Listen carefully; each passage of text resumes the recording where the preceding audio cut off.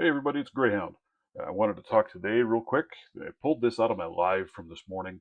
I was working on a challenge lock. This is Are You Winning Son from Nick Vitt.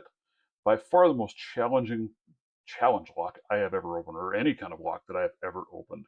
So there's my open on camera. That lock is crazy for me, punching a bit above my skill level. So this took me a long time and a lot of work. I actually opened it a couple times off camera, could not get it open on camera to save my last soul. So this is the first time on camera with that lock. It is a incredibly well done lock and taught me a lot. A lot of things I had to learn how to do, a lot of things I had to do differently. I had to grind down an extra thick tension tool that I had to get it to fit right because I didn't have one that would fit it properly, and you have to be able to counter rotate and do some other things in there in order to get those pins to set. I am going to gut it here, so if you do not want to see the teaser or cheater for that, now's the time to stop watching the video. But that's my showing of picking this lock, and it was super fun. It was very frustrating at times, but I truly enjoyed it, and I look forward to many more challenge locks, hopefully. Maybe, if I can figure it out. And as you see, here's a prime example of why you should shim locks. For whatever reason, I'm horrible about it. I forget to shim locks all the time. And I do not shim this lock. And I have no problem with this part. When I'm pulling the driver pins out, that I have a slight oopsie happen. We can discuss that once we get to that point. If you haven't done any challenge locks yet, I really suggest that you do. Look for some out there, pick some up. You can ask the community, find some that are a little easier to start off with if you haven't done them. Work your way up, right? I've done, this will be my fourth challenge lock now, I believe. So that's pretty cool. I need to find the check-in sheet for it. I don't know what I did with it. It's got to be downstairs in my disaster of a desk somewhere. But this has some pretty interesting key pins and some really cool driver pins. You did a very nice job on the pins in this lock.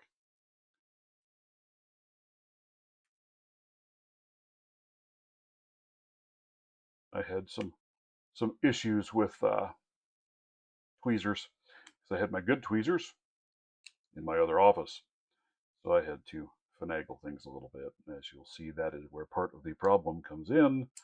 Is I was using reverse tension tweezers, and I was having some issues with those. And as I was trying to focus on getting the tweezers done right, I accidentally shoved the core out and sent pins and springs flying everywhere. It was a mess. It was truly a mess. But again, super fun time. And I got it. I got it all put back together, and it is ready to head on to its next victim. I believe this is going to head to Broke Picks next. He was saying he would be interested in some challenge locks, so I might send both of these his way. I don't believe that he has tackled either one of these yet. So I think that's where we will head. Yeah, I don't see him on that sheet. And I will find the check-in sheet for this one as well. So right about in here, I'm trying to get those pins out, and there you saw pins and springs dump. And this is why you shim, people. Shimming may very well have saved me from that disaster right there. No guarantees that it would have, because I could have just as easily shoved the shim back along with the plug follower. But man, that's a tight fit. But it's worth looking at.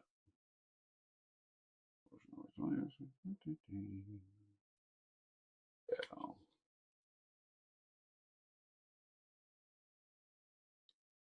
I'll give a close-up picture of these pins here in a minute once I get all the springs and everything put back where they belong.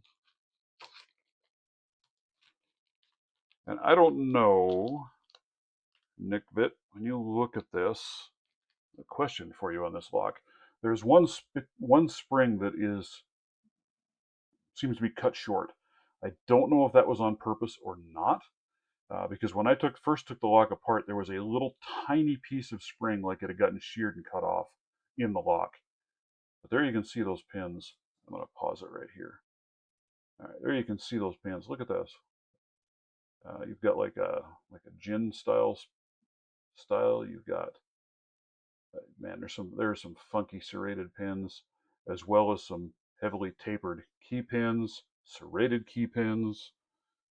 Yeah, a very, very interesting lock to work on and put together. I'll start that back up again. But anyway, if you can let me know if that pin was supposed to be short like that, or if it got broke somewhere else down the line. Because when I took the lock apart the first time that I opened it up, there was like I said, just a tiny piece of spring that was just floating around inside the lock. And I could feel there was something weird with it when I was trying to pick it, so that's why I opened it up, just so I could try and cheat and have a look. But, here's a close-up on a couple of the different pins. Gonna see how nice the serrations are on that. That's a very pretty pin. Very well done. I need to get like a piece of white paper down there to use to put behind them. It helps them pop on the camera a little better. And then look at this thing. Look at that pin. All those little steps in there. You feel every doggone one of those pins, one of those things in there as you're working that pin. Very, very interesting.